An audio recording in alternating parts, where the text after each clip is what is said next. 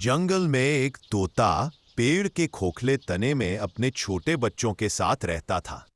एक खतरनाक सांप उस घोंसले तक पहुंच गया और बच्चों पर हमला करने लगा। तोता डर गया। वह अकेले सांप का कुछ नहीं कर सकता था।